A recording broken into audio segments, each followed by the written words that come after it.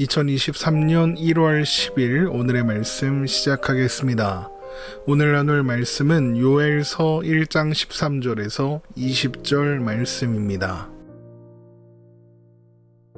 제사장들아, 너희는 굵은 배로 동이고 슬피 울지어다. 제단에 수종드는 자들아, 너희는 울지어다. 내 하나님께 수종드는 자들아, 너희는 와서 굵은 배옷을 입고 밤이 새도록 누울지어다. 이는 소제와 전제를 너희 하나님의 성전에 드리지 못함이로다. 너희는 금식일을 정하고 성회를 소집하여 장로들과 이 땅의 모든 주민들을 너희 하나님 여호와의 성전으로 모으고 여호와께 부르짖을지어다. 슬프다 그날이여, 여호와의 날이 가까웠나니 곧 멸망같이 전능자에게로부터 이르리로다. 먹을 것이 우리 눈앞에 끊어지지 아니하였느냐? 기쁨과 즐거움이 우리 하나님의 성전에서 끊어지지 아니하였느냐? 씨가 흙덩이 아래에서 썩어졌고 창고가 비었고 곡간이 무너졌으니 이는 곡식이 시들었음이로다. 가축이 울부짖고 소떼가 소란하니 이는 꼴이 없음이라. 양떼도 피곤하도다. 여호와여, 내가 주께 부르짖으오니 불이 목장의 풀을 살랐고 불꽃이 들의 모든 나무를 살랐음이니이다. 들짐승도 주를 향하여 헐떡거리오니 시내가 다 말랐고 들의 풀이 불에 탔음이니이다. 아멘. 요엘 선지자는 임박한 여호와의 날에 있을 일들을 경고하면서 슬퍼하며 애통할 것을 촉구합니다. 특히 노인들을 향해서는 그날을 똑똑히 지켜보고 기억하여 후세에 전하라고 합니다. 그날의 일이 후세로 전달되어야 하는 것은 이 모든 일을 허락하신 분이 하나님이시며 그 모든 일을 통해 하나님을 발견하고 하나님께서 행하시는 일들을 발견하며 하나님께서 말씀하시는 것을 들어야 하기 때문입니다. 이제 선지자는 성전 제사장들을 향해 굵은 배로 동이고 슬피 울라고, 그렇게 울며 밤을 지새우다가 잠들라고 선포합니다. 요엘서 1장 13절입니다. 제사장들아, 너희는 굵은 배로 동이고 슬피 울지어다. 제단에 수종드는 자들아, 너희는 울지어다. 내 하나님께 수종드는 자들아, 너희는 와서 굵은 배옷을 입고 밤이 새도록 누울지어다. 이는 소제와 전제를 너희 하나님의 성전에 드리지 못함이로다. 제사장들에게 마치 장례식장의 상주처럼 굵은 배옷, 그러니까 상복을 입고 자라고 합니다. 이것은 울다 잠들어라, 이런 의미입니다. 제사장들이 이렇게 슬퍼해야 하는 이유가 무엇입니까? 이는 소제와 전제를 너희 하나님의 성전에 드리지 못함이로다입니다. 지난 시간에도 말씀드렸던 것처럼 소제와 전제는 매일 아침 저녁으로 진행되는 제사였습니다. 그런데 이제는 더 이상 소제와 전제를 드릴 수 없게 된 것입니다. 왜 그런 일이 일어나게 되었다고 했습니까? 하나님께 드릴 제물이 모두 동났기 때문입니다. 메뚜기 떼와 같은 바벨론의 군대가 성을 에워싸고 있어서 전제로 드릴 가축은 물론이고 소제로 드릴 밀가루까지 모두 동이 났으며 이제 곧 성전은 무너지고 성전의 모든 기물도 빼앗기게 될 것입니다. 그러니 제사장이 할 수 있는 일은 애통하는 것밖에 없는 것이죠. 제사장들을 향해 가장 슬픈 일을 당한 사람의 모습으로 애통하라, 이렇게 선포한 선지자는 이제 금식일을 정하여 성회를 소집하여 성전에서 남유다의 모든 백성들과 함께 하나님께 부르짖으라고 합니다. 요엘서 1장 14절입니다. 너희는 금식일을 정하고 성회를 소집하여 장로들과 이 땅의 모든 주민들을 너희 하나님 여호와의 성전으로 모으고 여호와께 부르짖을지어다. 그러나 이것은 그들이 모여 금식하며 부르짖으면 여호와의 날을 피할 수도 있다는 의미가 아닙니다. 여호와의 날은 그들이 모여 금식하며 부르짖는다고 취소되지 않습니다. 그래서 선지자는 모여서 이렇게 부르짖으라고 하는 것입니다. 요엘서 1장 15절에서 19절 말씀입니다. 슬프다 그날이여, 여호와의 날이 가까웠나니 곧 멸망같이 전능자에게로부터 이르리로다. 먹을 것이 우리 눈앞에 끊어지지 아니하였느냐? 기쁨과 즐거움이 우리 하나님의 성전에서 끊어지지 아니하였느냐? 씨가 흙덩이 아래에서 썩어졌고 창고가 비었고 곡간이 무너졌으니 이는 곡식이 시들었음이로다. 가축이 울부짖고 소떼가 소란하니 이는 꼴이 없음이라. 양떼도 피곤하도다. 여호와여, 내가 주께 부르짖으오니 불이 목장의 풀을 살랐고 불꽃이 들의 모든 나무를 살랐음이니이다. 여호와의 날이 임하는 것은 이미 기정사실인 겁니다. 먹을 것이 끊겼고 기쁨과 즐거움이 사라졌으며 창고는 비었고 곡식은 시들었습니다. 가축을 먹일 꼴이 없습니다.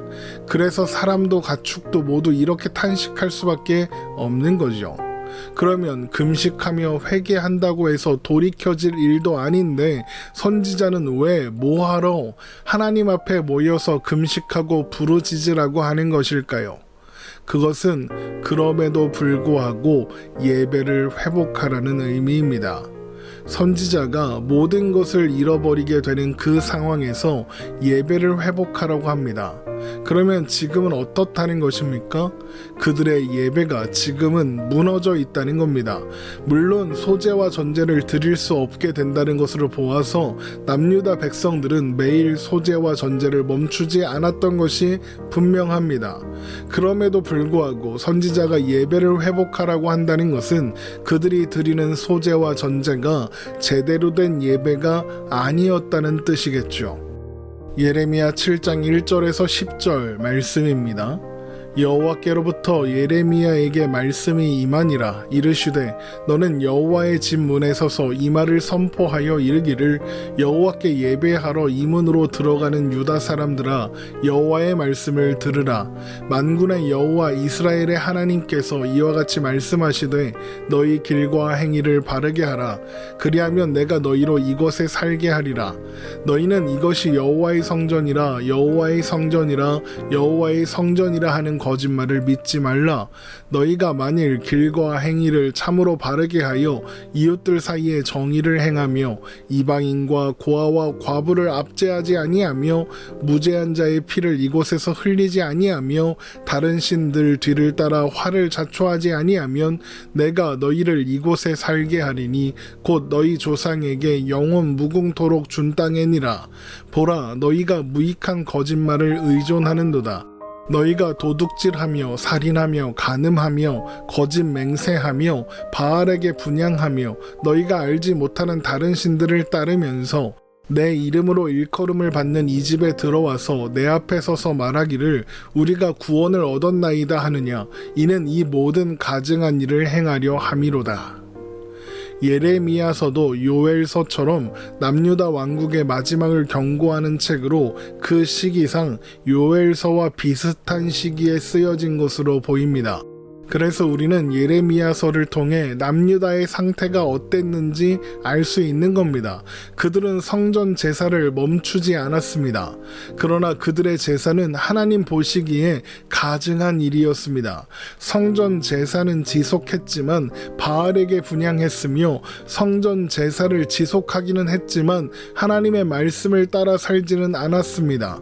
그러면서 이것이 여호와의 성전이라, 여호와의 성전이라, 여호와의 성전이라 했습니다. 우리는 잘하고 있다. 우리는 괜찮다. 우리는 구원을 받았다. 이렇게 생각하고 있는 겁니다. 그런데 하나님이 뭐라고 하십니까? 그거 다 거짓말이라고 하십니다. 이것이 바로 남유다의 상황입니다. 매일같이 성전에서 제사를 드리고 있지만 하나님을 예배하지는 않습니다.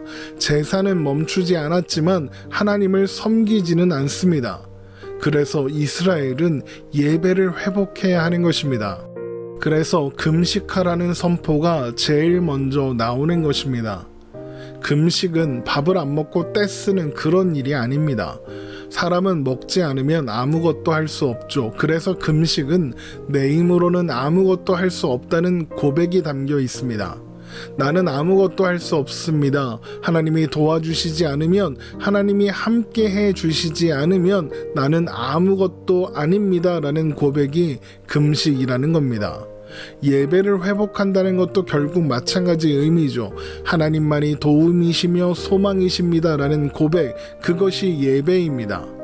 모든 것이 사라지고 모든 것을 잃어버리게 될 것입니다. 여호와의 날을 피할 수 있는 것은 아무도 없습니다. 그러나 그날은 예배가 회복되는 날입니다. 아무것도 남지 않았는데 예배를 드리라는 것은 예배를 받으실 하나님만은 거기 계시겠다는 뜻 아니겠습니까? 아무것도 남지 않았지만 하나님은 거기 계시니 하나님만을 의지하는 자리로 가라는 것입니다. 그래서 요엘서 1장 20절이 이렇게 이어지는 겁니다. 들짐승도 주를 향하여 헐떡거리오니 시내가 다 말랐고 들의 풀이 불에 탔음이니이다. 모든 것이 말라버린 상황에서 들짐승들이 주를 향하여 헐떡거린답니다. 왜 짐승들이 하나님을 향해 헐떡거린다고 하는 걸까요? 짐승들은 아는 겁니다. 그들의 갈증을 해결해 줄 수 있는 분은 오직 창조주이신 하나님뿐이라는 것을 말입니다. 그러니까 남유다 백성들아, 너희들도 들짐승들처럼 하나님을 향해 헐떡거려라. 하나님을 찾아라. 하나님을 붙잡아라. 하나님을 의지해라. 하나님만이 너희가 살 길이다.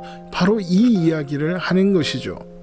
이것이 남유다 백성들이 잊고 있었던 내용이며 요엘 선지자가 남유다 백성들을 향해 하려는 말인 것입니다. 오늘을 사는 우리들 또한 이런 선지자의 말에 귀를 기울여야 할 필요가 있습니다. 하나님만이 우리의 도움이시며 소망이시며 길이십니다. 모든 것이 사라져도 하나님은 거기 계십니다.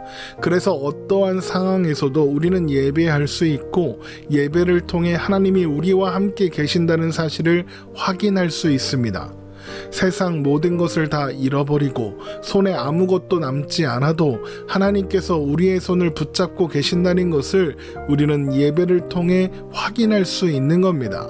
그래서 우리는 예배할 때 행복할 수 있는 겁니다. 그래서 우리는 예배할 때 기뻐할 수 있는 것입니다.